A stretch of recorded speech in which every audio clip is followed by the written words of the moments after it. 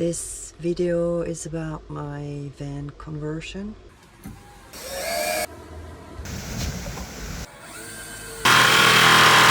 I have been living in it full time now, not one of these perfectly planned, edited and whatever videos actually for myself.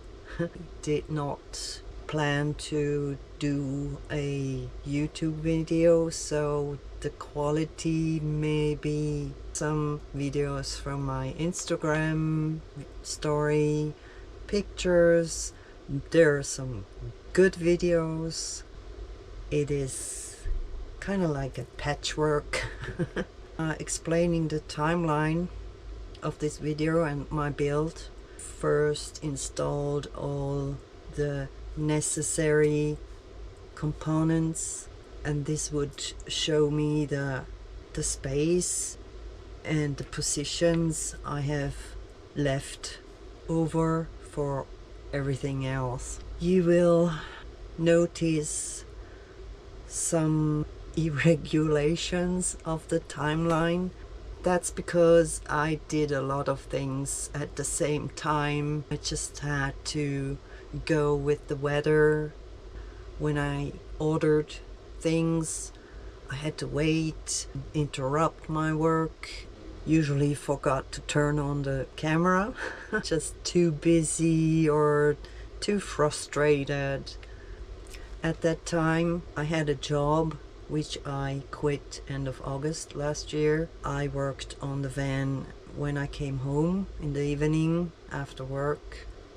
It was winter and it was dark already when I came home. Actually could not do much on weekdays. As soon as I had installed the electrical system, I had light in here, and so I could work on the van in the evenings as well. This video is clearly not a tutorial video.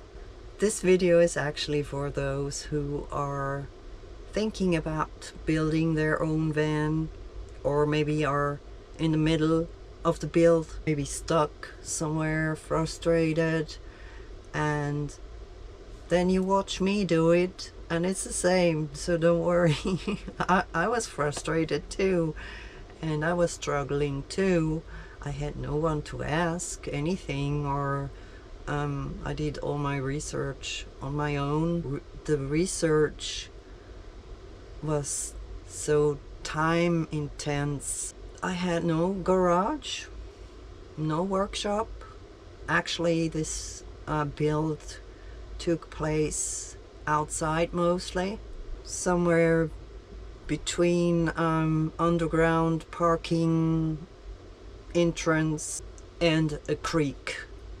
I had no plug to plug in my machines, so all the machines I used are battery operated.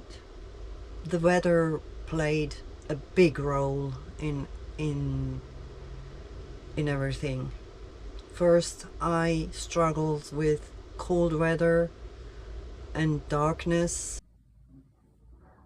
The cold weather caused the sealant not to take effect, and I had to do some things over again. It rained a lot. I had to build most of it inside and keep all the material inside the van. Annoying and messy. Later, the neighbor allowed me to use his old garage. Sometimes there was some space for me and sometimes not. So I guess it is safe to say that this video is pretty realistic, not very fancy, without any script, obviously. Yeah, you will see whatever struggles I went through, all the ups and downs. It took me 10 months, the whole thing, which actually is not bad considering all the obstacles I had. So I hope you enjoy this video. Have fun.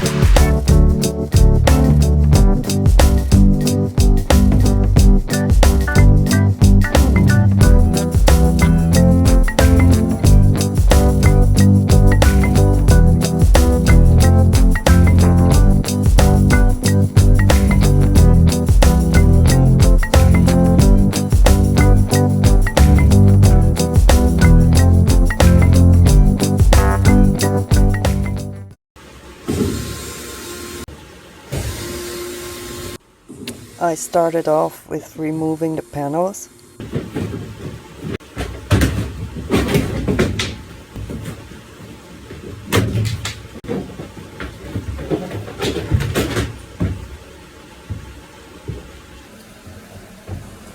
And the rivet nuts. They were really stubborn. I got everything out and removed, and the van was empty. I actually planned to reuse the original floor. I cleaned the interior of the van as good as I could, and I took care of the little or few rust spots. There were really not many. I was surprised. It looked like somebody spilled something sticky, but it was really not that bad. As I mentioned before, the weather was sometimes a real challenge. Sometimes I could not get out because they piled up all the snow in front of the van, and I could not get to get any material for the build. This is how it looked in the morning when I went to work, really dark and cold. A friend allowed me to use his garage to cut the hole for the fan because it was so cold outside. I could barely fit between the van's roof and the ceiling of the garage, but I was thankful for the shelter and hoping it would be warm enough for the sealant.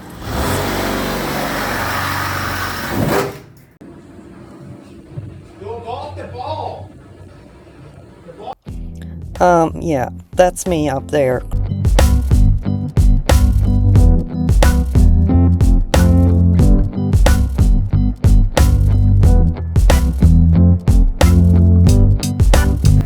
It was a bit tricky to apply the sealant, but somehow managed it without falling into that hole.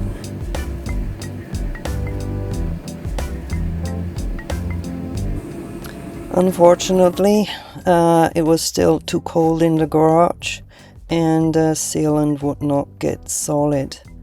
I had a leak and I had to redo everything, take it out and do everything over again. But for that I had to wait for better weather and for warmer weather, but it took a long time to get that nice weather and I hurt myself. Finally, a few warmer days, I fixed the fan and jumped right into preparing for the windows. This will be the first window in the back of the van. By the way, I treated the edges of all cuts and holes with rust protection, but I did not film it. I spent hours to put in rivet nuts to be able to attach the supporting construction. Since I didn't have to worry about the height, I decided to put the slats on top of these metal ceiling beams. Since there were already plenty of holes to use, it made sense.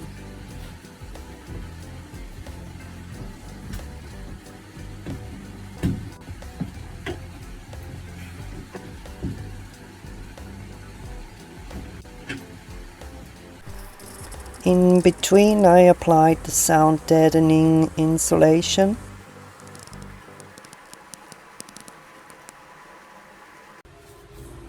I cleaned the surface again before I applied it because there should not be any grease or dust.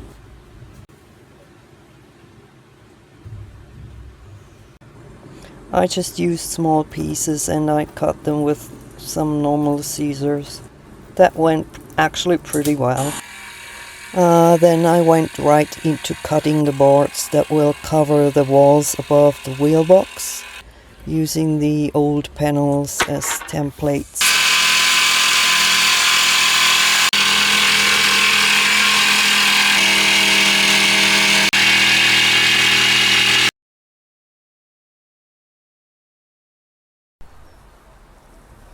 I built the substructure of the floor and put insulation between the slats.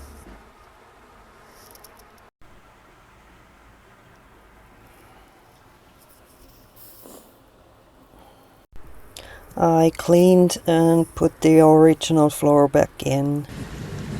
I had to learn some basic electric knowledge and started pre-wiring the van.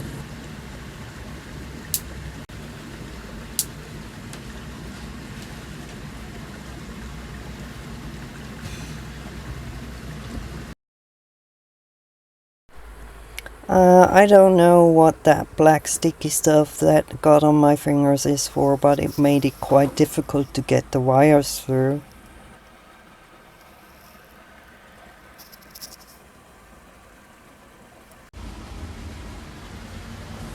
I labeled all the wires and it still looked kinda chaotic. Well, that's how it is. The fact that I had to keep all my tools and the material in the van, inside the van, because of the bad weather, didn't make this place look less messy. I always had to watch my steps to not fall over something.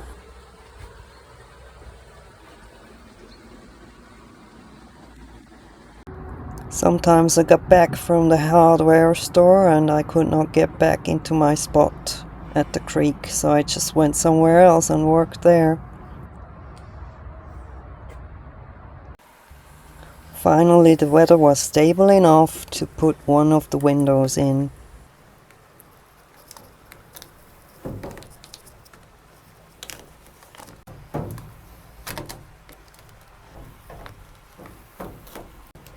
It actually went surprisingly well, although done all by myself.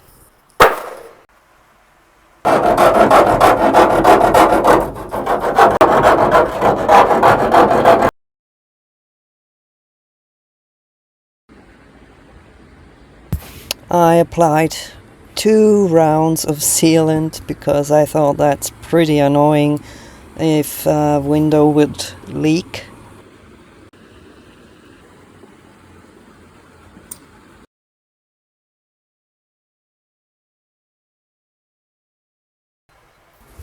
Somehow the blind and the mosquito net did not work properly, so after about 5 YouTube videos I was able to fix this.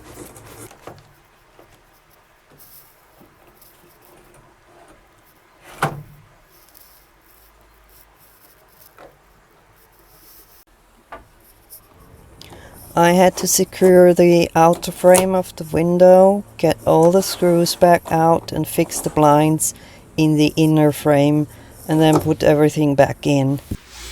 As soon as the weather allowed me to, I moved on to the second window install.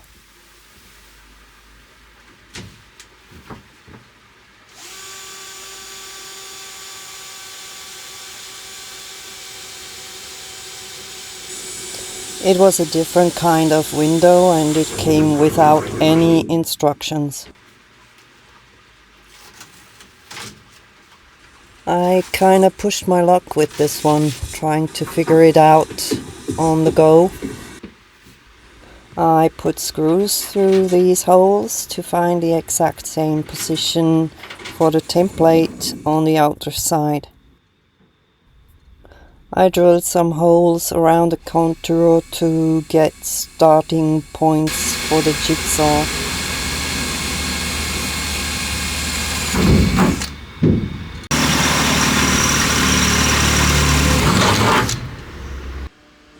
Then I applied tape along the line to avoid scratches from the jigsaw while tracing the line.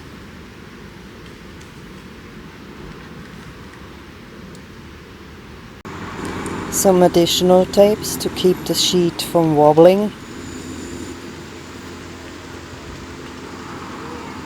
And I also added some tape on the gaps to keep the metal dust out.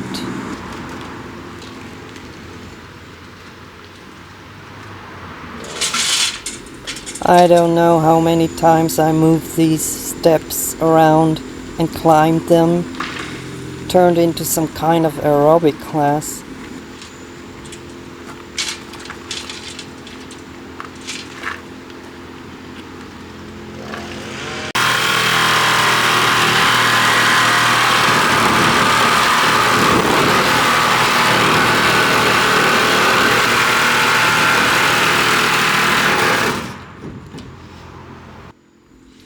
Getting to the fun and satisfying part to get the tape off and carefully remove the metal sheet. I said carefully. Oh well. Believe me or not, but it took me more than an hour to fit this window in. Of course, it did not fit at the first try.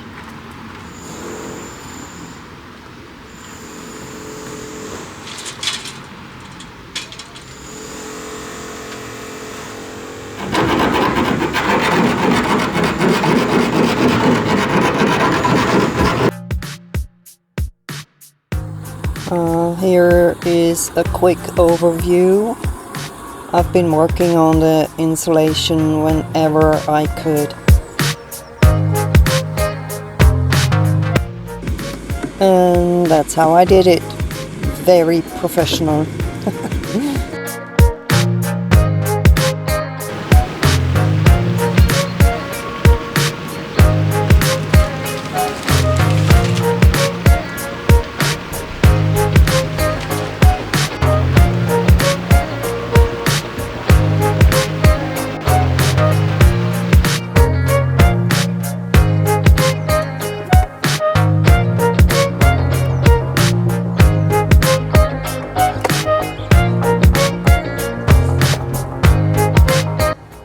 With a bread knife from the kitchen.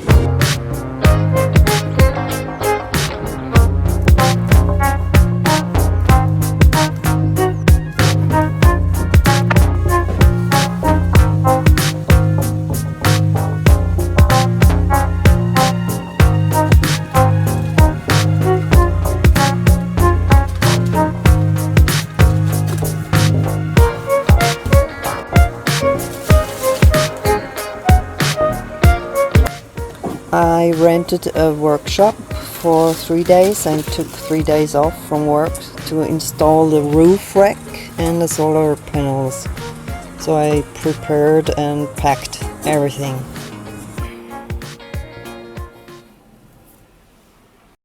And then the death of my ex-partner and friend hit me and knocked me off my feet. I think I was in shock because I went to his funeral and then right back at the roof rack install. It hit me kind of later. I chose this place for rent because of this bridge stair or whatever you call these.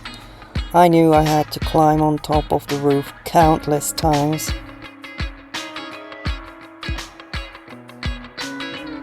This company specialized on camper build equipment. It turned out they had everything in stock except the aluminium profiles I needed.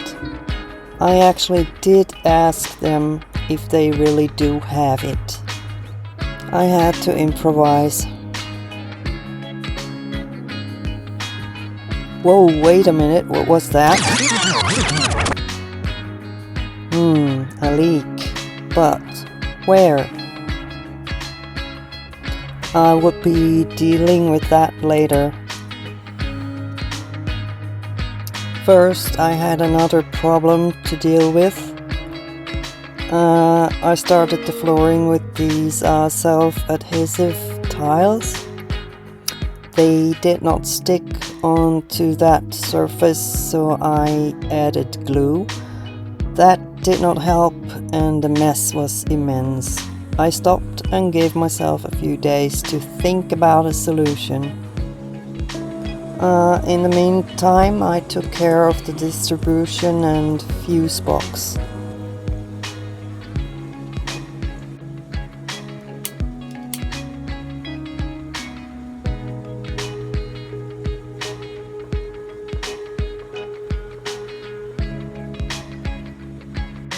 As usual, the van was a mess. I also managed to install the MPPT and some other components, and it was actually easier than I thought.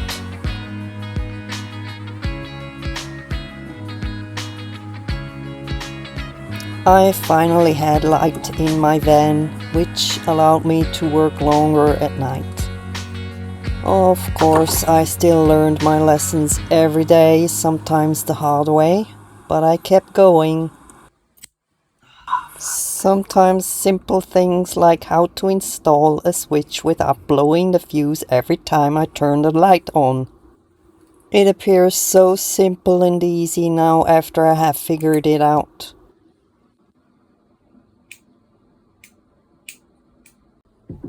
The lights at the ceiling are in two different circuits and each one has its own switch to turn them on.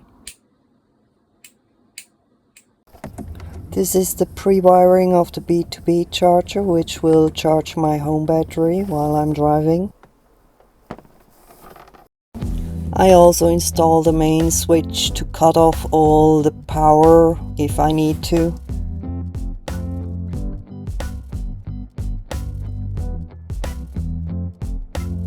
I bought a set to tie the lithium battery down.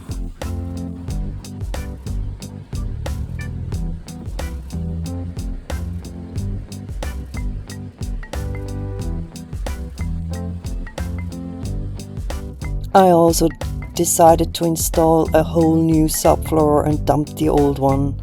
I went for one huge piece of flooring to avoid the small gaps to fill with dirt or liquid of any kind.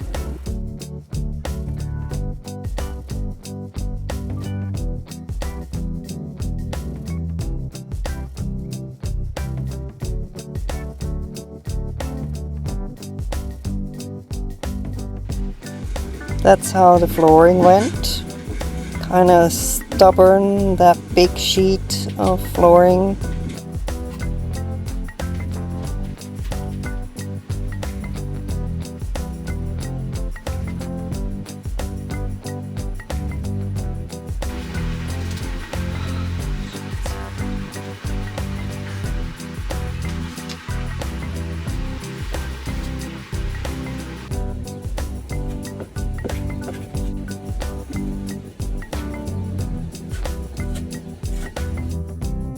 So I did the flooring and this is the final product.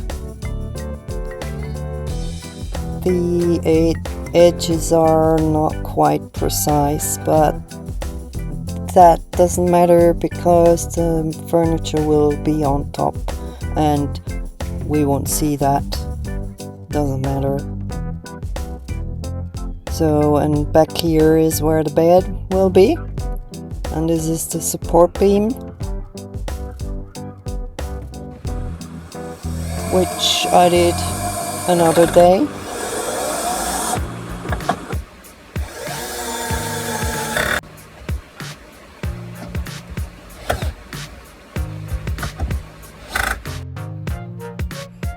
And I installed the B2B charger.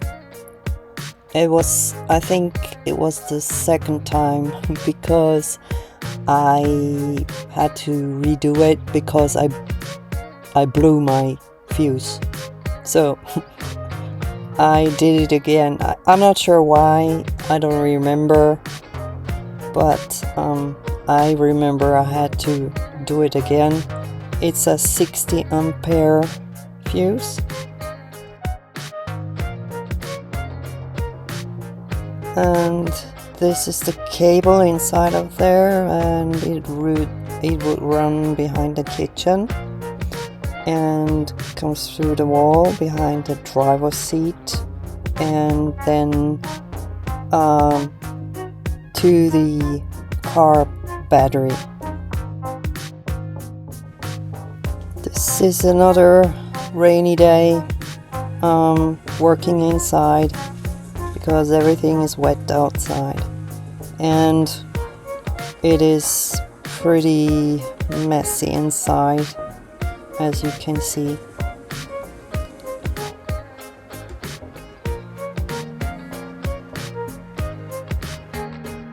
One of my bigger projects was to install the diesel heater. Gathering all information and writing a step-by-step instruction sheet took me weeks of research, and I needed 2 days of no rain because I would be underneath the van for hours. So in order to reach the lid of the diesel tank of the van, I had to lower it and kind of drag it from underneath the van. All I had was these leveling blocks to have some space. I took the Friday afternoon off and I prepared everything as good as I could. I cut a hole into the floor at the size of the flange and attached the diesel heater. And that's what it looked like, ready for the next day.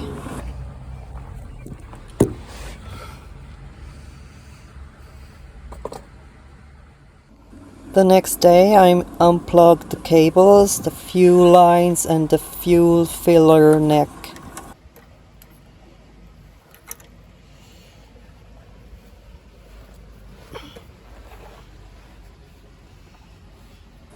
It's actually a shame I don't have a video about showing how I lowered that big diesel tank of the van.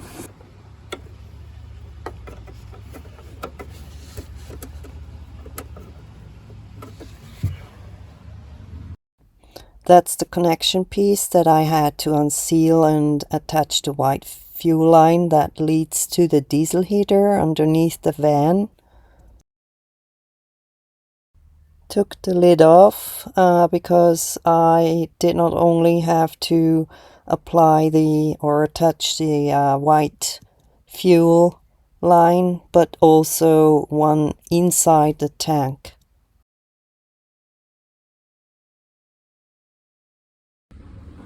And this is the pump, which I have prepared the day before, and this will go underneath the van.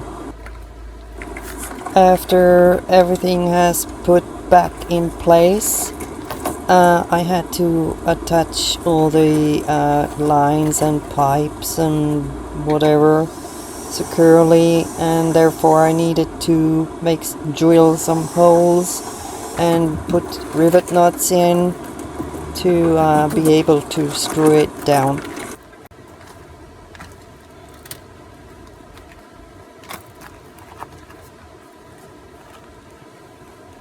I crawled countless times underneath that van and worked in most inconvenient positions.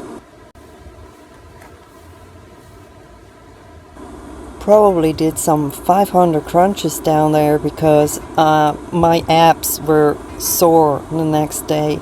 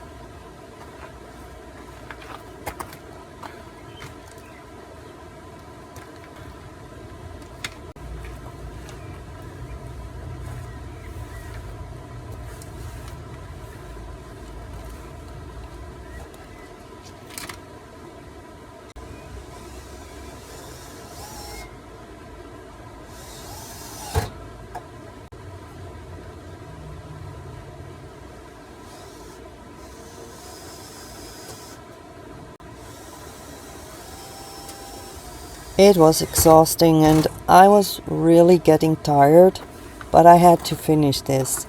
Not only because of the unstable weather, but also for a peaceful mind, I guess.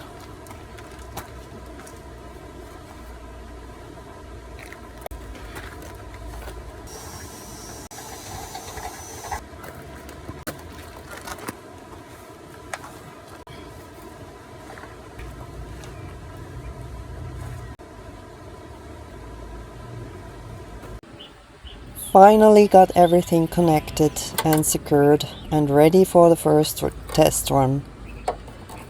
It needs a few starts to get the diesel to the heater, which will cause an error and the system to stop, and eventually needs a reboot. It depends on how long the fuel pipe between diesel tank and diesel heater is. I think in my case it needed 3 or 4 starts to get it to run.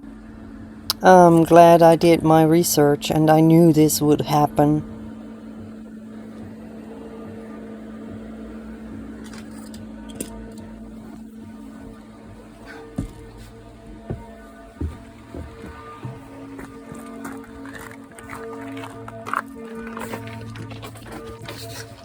That clicking you hear is the pump and it's working now.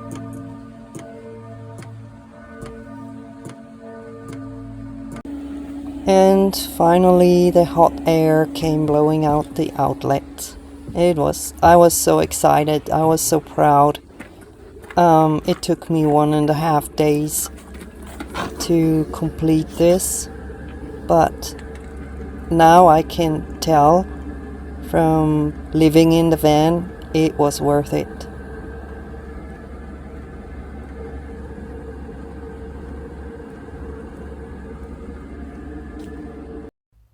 And this was the fashionable look I had after the diesel heater install. Don't ask about my new diesel perfume.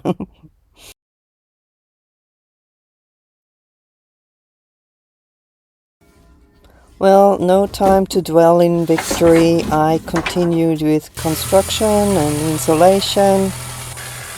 A seemingly never-ending story.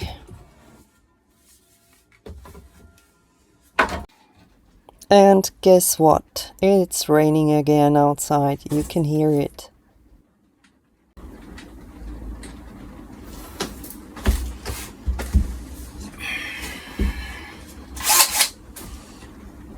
After some more research, I finally picked up on the 230 volt system topic. And I finally connected the inverter and installed the 250 ampere fuse. I also installed the RCBO or GFCI, whatever you call it in UK or US. It's called FELS in Switzerland.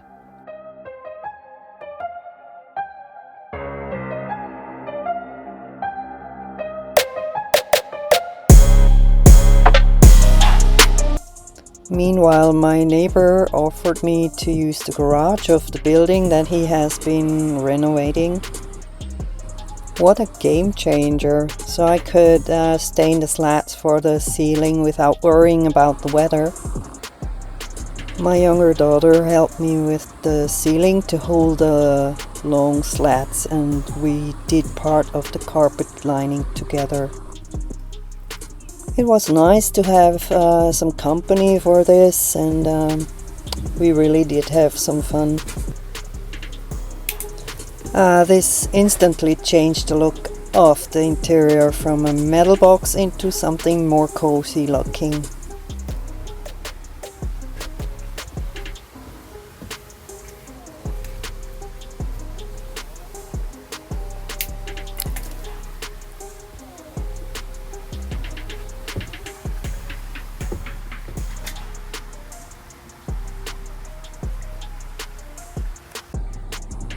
The weather kept being a challenge. At one point I had to move the van away from the creek because the water level was rising constantly.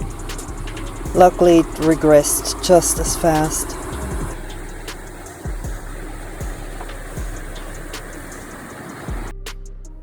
And there was still that leak that I thought came from the windows, but it was not.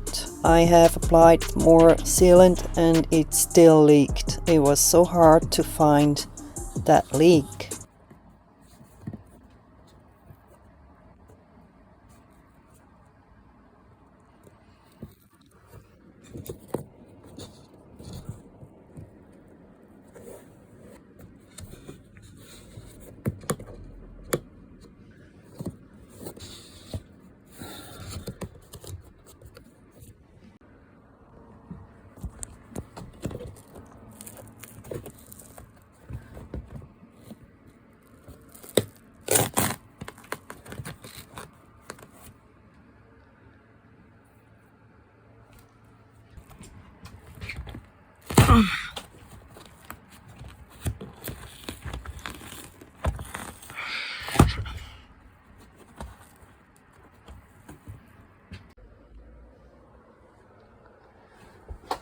I finally found it. That's one of the screws that holds the roof rack. There are 4 on each side. I actually knew why the leak happened and why the sealant did not work, because I had the pretty stressful days when I installed the roof rack, and I should have left the screws and not tightened them right down. So, but I ran out of time and I had to go on the highway with my car, and I had no other choice. And then at home I forgot to loosen them and apply more sealant. So that's the result. I covered all 8 screws with tape and waited for the rain to stop. Then I fixed all of them, including those that did not leak yet, just to make sure. I also dried and cleaned all electrical connections and fuses that were affected by the rain and the water, and I also built a compartment for protection in the future. I built my bed sideways in the van instead of lengthwise because I fit perfectly without bumping my head. Saved me a ton of money and time not to invest in flares or wall cutouts.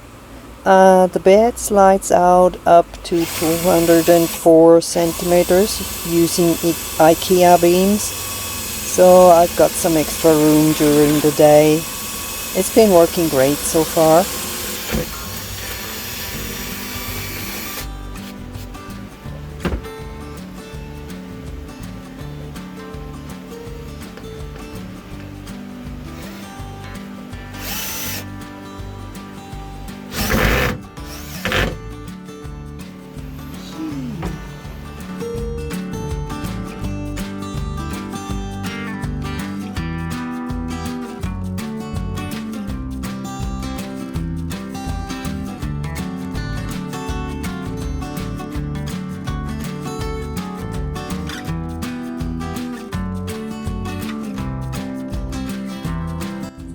I painted the wall slats with so-called shabby look paint for a retro or used look, because I knew my painting would not be perfect anyways.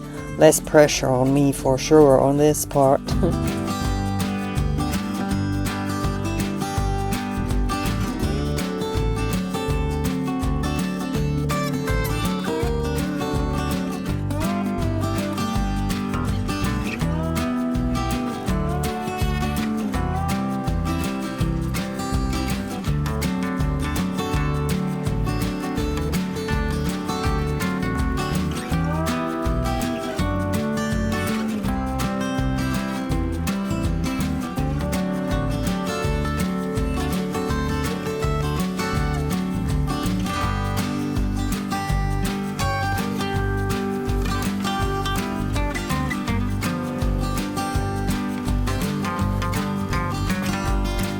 Also put the wall behind the kitchen in. And this is where the carpenter work started. Not my favorite part of the build. This is the first kitchen cabinet. It is okay, it is very strong and stable, but it is ugly, to be honest.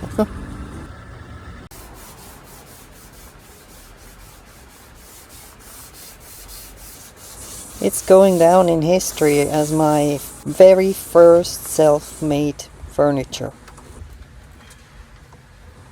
I was struggling with wrong tools, wrong technique, and very little patience.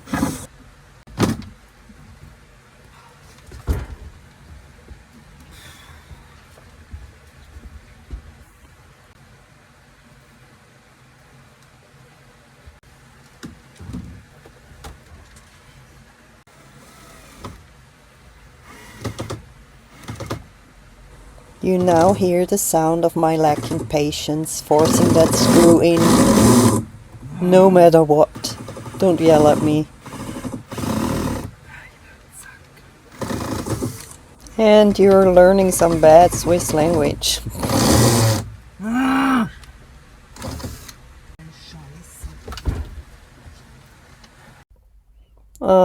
Playing Cinderella with screws was not really helpful. I also had to redo the cabinet doors later because they were not strong enough to hold the hinges, so I made them thicker.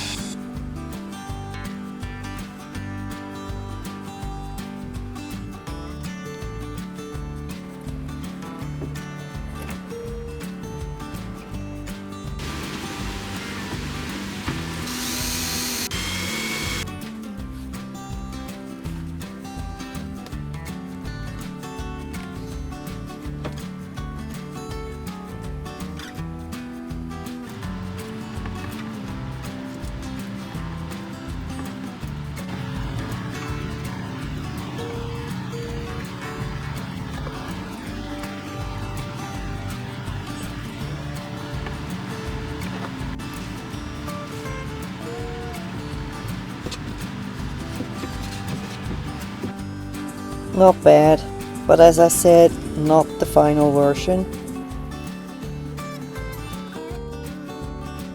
Moving on to the next furniture. Still not really having a plan, but it worked out much better. Kind of figuring out on the go.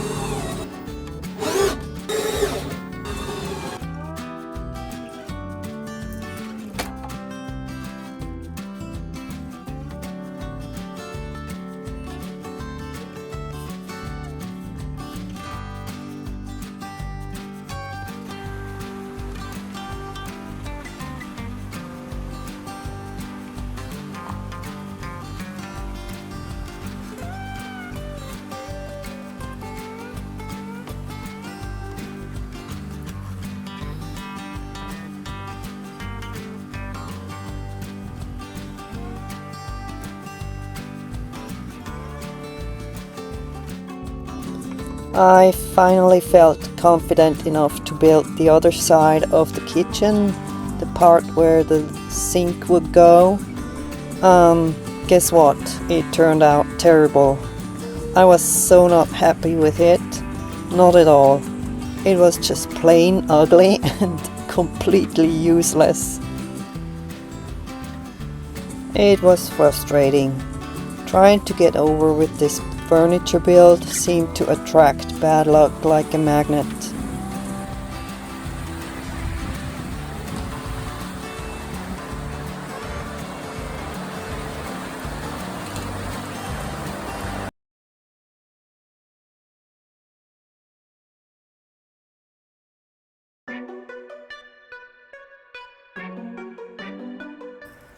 I hurt myself more than ever because of frustration and lack of focus, and I was exhausted.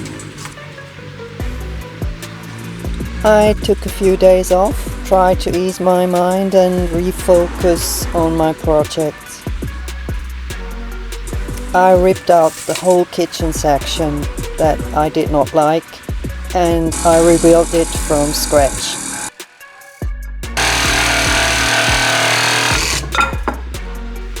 I have definitely learned my lessons, and it went much better from now on. And hey, the sun was shining, what a treat!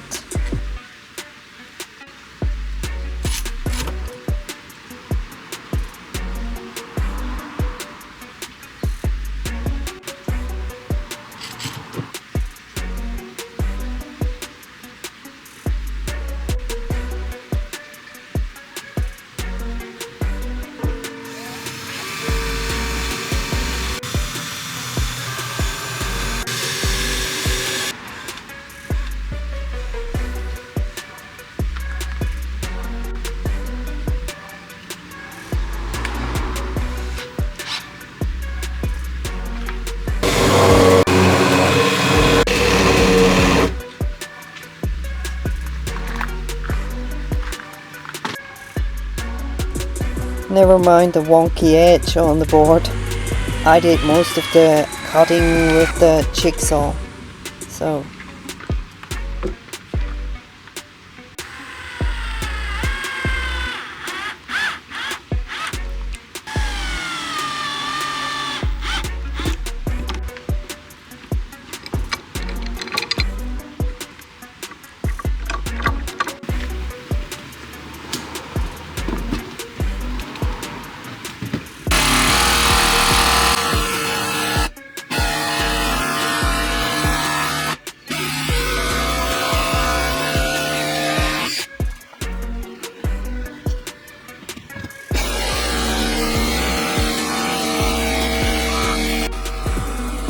I wish I was that fast. Seriously, cutting boards and slats and the painting were the most time-consuming jobs.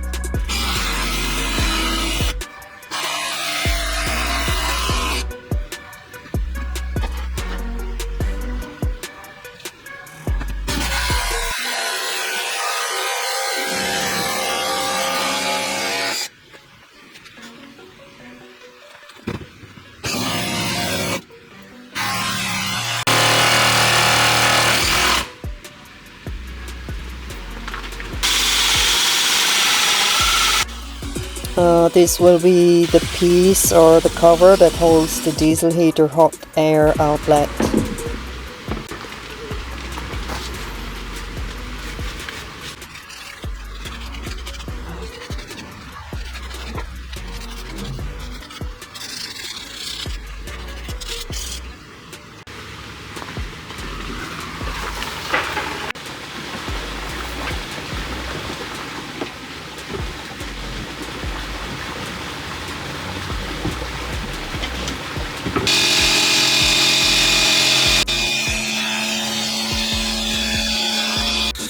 This is one of the few times that I used my handheld circular saw.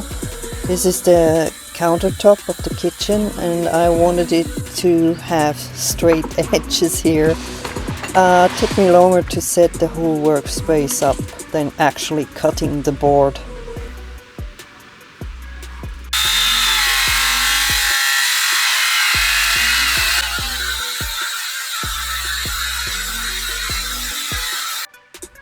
I placed the kitchen countertop only temporarily to cut the hole for the induction cooktop.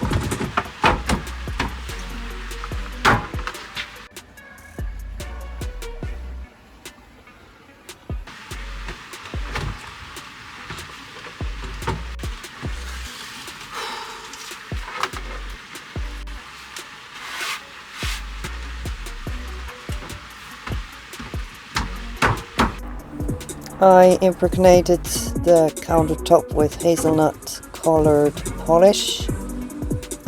This was definitely one of the fun and satisfying jobs. Looks really nice. I love it.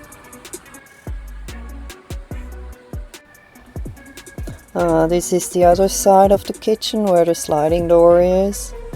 And at the same time I built the overhead cabinets for my clothes. I first put the silicone on the wrong side. Oh well, nobody is perfect, right?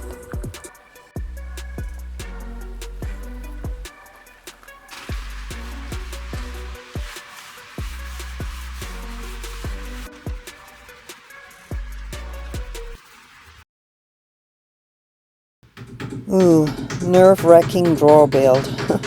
Definitely another unpopular thing to do for me. Well, told you, making furniture turned out to be my least favorite work.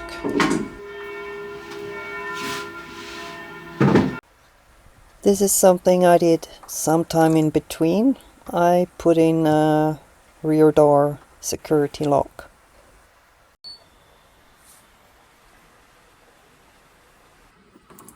I made the panel for the 230 volt outlet and the induction stove remote control a while ago. Now I finally found the time to put everything in place. That's much easier than building furniture.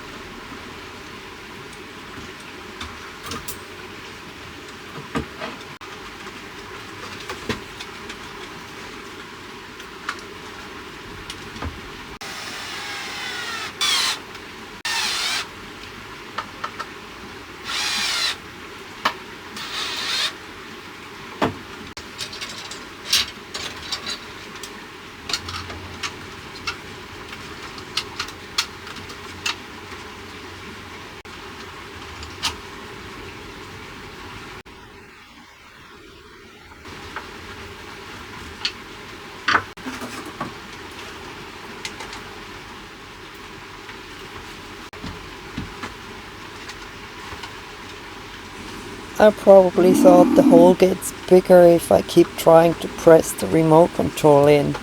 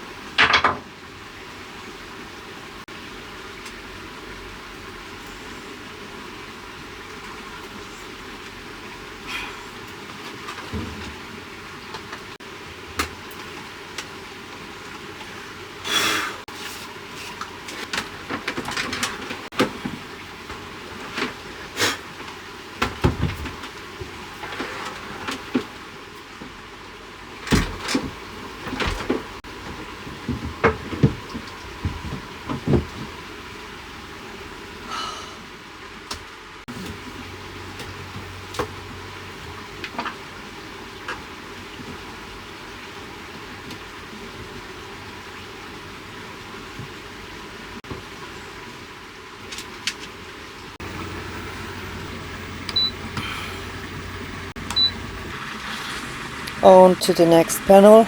It houses USB plugs to 230 volt outlets, the inverter remote control and the diesel heater remote control. Plus the light switch for the lights in the back of the van.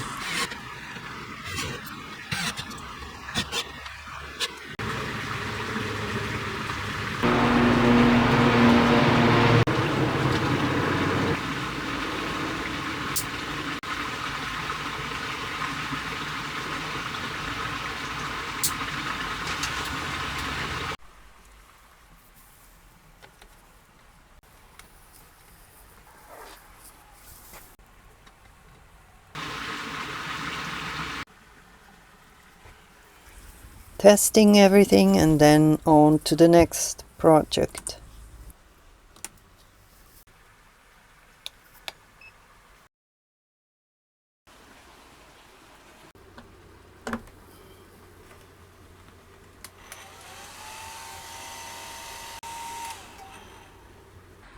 The overhead cabinets for my clothes.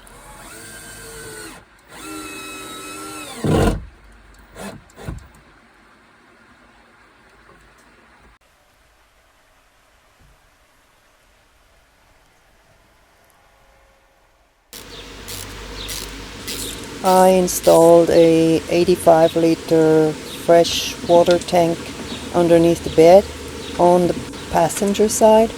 That's the opposite side of where the electrical or the electric components are housed.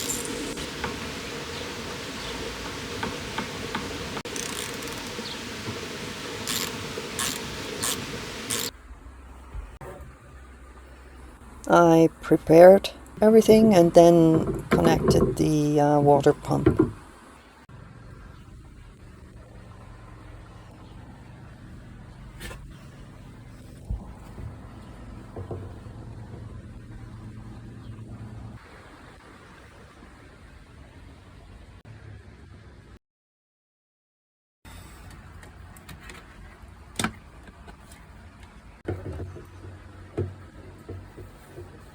I installed an on-off switch for the water pump as well.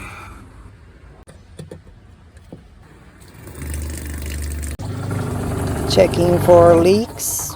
Everything looks good, but I'm definitely gonna keep an eye on it. I also built a little compartment for the water pump and made it easily accessible. And the seats with some more storage.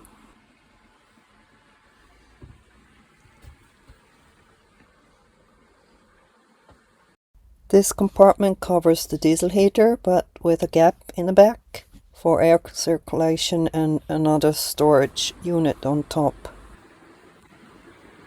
I also made a frame for the freshwater tank for security. I built this fold-out table which expands my kitchen countertop. It's actually very handy.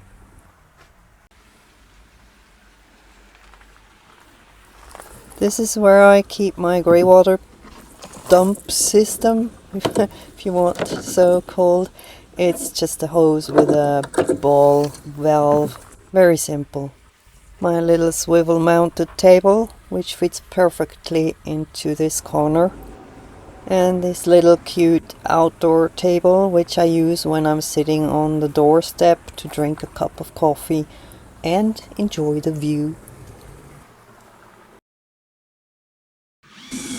I decided to go for an old-fashioned water filter system to make it safe to drink the water. It needs more space than others, but the parts are cheaper.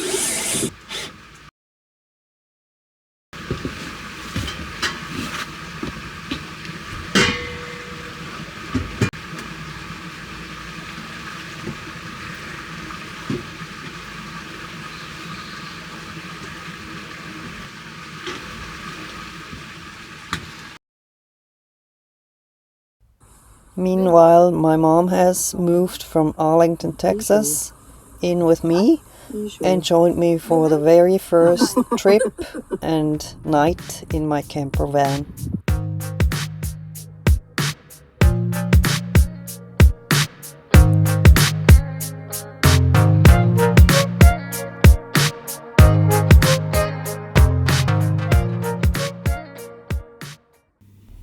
It was time to make my mom comfortable in her new home. She would move in and I would move out.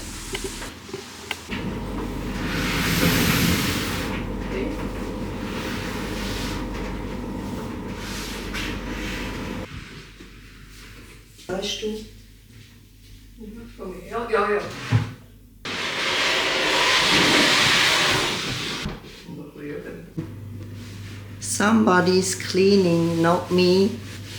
Okay.